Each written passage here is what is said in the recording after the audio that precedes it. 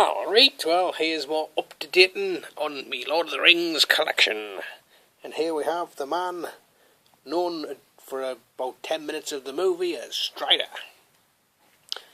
And one of my favourite characters, like, from Lord of the Rings, just Aragorn. He's just, I guess, he's the hero, isn't he? So, you know, what's not to like? A lot of these figures have got brilliant likenesses, and this one's possibly the best likeness. Bear with us 2 seconds, folks. The best likeness of Viggo Monstringong, or whatever he's called. So that's that one. And then kind of, I guess, you go along to, what was that? Weathertop, that's it, where Aragorn's there setting fires to ring wraiths as if they're getting out of fashion. And here he is when he was fighting in Helm's Deep. So you can see he's took his coat off and stuff, so he's got a bit more movement and stuff, and he's got a lovely little knife in the back there, just, and it pops out just for that last time he needs to kill an orc. And you can kind of have him posed with his sword in his hand there, ready to come out. Again, these all kind of have action features. Squeeze the legs, which is always a help. You know, halfway through the series, and he realises that he can squeeze the legs. Thanks for that, mate. Cheers. Good point. Right, so then we're on to the third film now. This is Return of the King, and he is when he was King Aragorn or something, when he's fighting people at Mount Doom. Is that right? Mount Doom? Yes. And then finally, here he is when he's actually being crowned as the king. One of the issues I had with these figures is the sort of scale, you know, kind of like there's no two Aragorns the same height. Which I know obviously that's because they use different body parts and things to make them. But bearing in mind that, like, that these two figures kind of, these two figures happened about 10 minutes apart in the movie, and you can see there's a considerable height difference between them.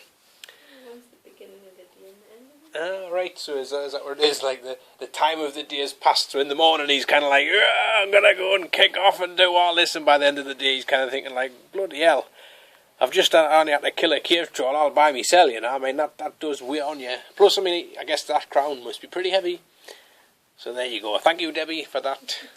I'll move my Aragon collection out the way, because he's only going to get in the way. Right, I suppose I'll show you Boromir. So there he is, Sean Bean. Oh, how cool is Sean Bean? He's particularly even cooler now that he's playing Ned in Game of Thrones and all that, so I guess you could technically use this as a Ned. They did do, when the trilogy ones came out, they did do a much better articulated and nicer looking figure. This one's fairly, I mean, it's got an awful action feature where he kind of does a little dance. And that was to do, so he can blow his horn type of thing, which I guess that's always a good action feature to have as a horn blowing action feature. Yes, it's a classic. Hold on, I'm doing a bit of yoga here. Right, there we go. Just when you hear the scream, that's when the cramp's kicking in, folks. So there's Boromir, one of the original 9 Fellowship members. And we'll move on to the Riders of Rohan. So here we've got King Theoden when he was old and weathered and basically was losing the plot somewhat kind of thing. And then his mate Grima Wormtongue, and this guy's pretty cool. Like, he's got a nice little kind of hanky thing in his finger there, so you can make him like pick the sweat off. And oh yes, oh lovely. So, and I'll quickly show you the face on this guy because it is rather impressive. Not that you can actually see that. There. So there's him there, and his mate. And then after he's been transformed back to normal lookingness. So you can then get you banished, you bugger. And then he gets into sexy action mode, where he dons his nice armour there. And removable helmet, which is always nice. I do like figures with removable helmets. And then you've got some more riders of Rohan. There's Aramea, that one in it? Or Aramea.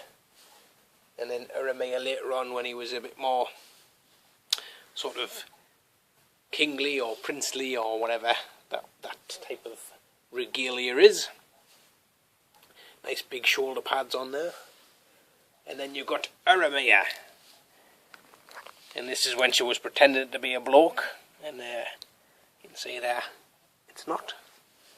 So Aramea there. I don't. Aramea, that one, Ewan. Right, so that's Ewan. Ewan. Yes, Ewan with a silent W, and that's Erwin. Aramea. Right, Aramea and Ewan. Something like that. I have previously stated that basically, if you haven't got a very good memory, which I don't, Lord of the Rings is somewhat very hard to comprehend. So yes, so there's Thingamy Bob, the last thingy. I don't have the kind of normal, just when she's in a dress version, unfortunately, but I do remember there was like a load came out that had Sue Storm's head on them. God knows, I assume wherever the factory that did them must have run out of her head and decided to stick Sue Storm on her. So that's always a good one to check out if you're into your variations and the like. And here we have Boromir's brother, Faramir, yes, thank you. Faramir, and removable helmet, obviously. And he's in his, what's that place called? White Tree place. Not Rivendell, Gondor, that's it, he's wearing his Gondorian armour. Again, they did do another version of him where he was like a scouty type. I don't have it unfortunately, but that was a very nice version. And he said finally then, here we have, this guy was he a, what was he off? Was he a rider of Rohan or something? Oh, he's another ranger, isn't he? Yeah. This guy's a ranger apparently. I always thought he kind of looked a bit like Brad Pitt. Kind of, if Brad Pitt was in Lord of the Rings, then that's probably who he would look like. A fairly like obscure character really, but like all these things, it's the obscure characters who you can put the most character in yourself. So, you know, I often make him Gandalf's cousin. And finally, for the human characters, here is, I believe it's King person who chopped off the finger from Sauron, his son, Isúadil.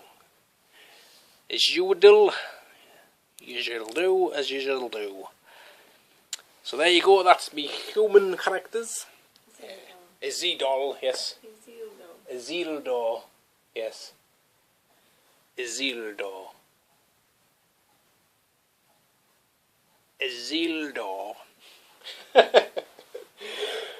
Yes, I really do want to watch Lord of the Rings now.